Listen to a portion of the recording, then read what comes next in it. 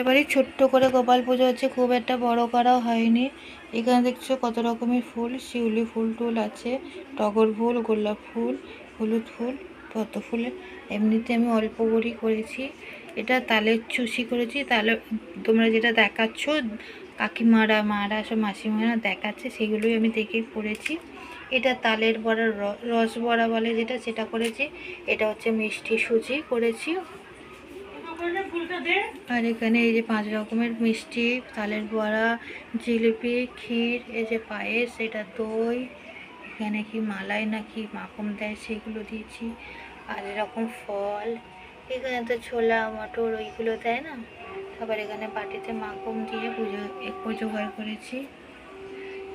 এই যে আমাদের গোপাল দাদা,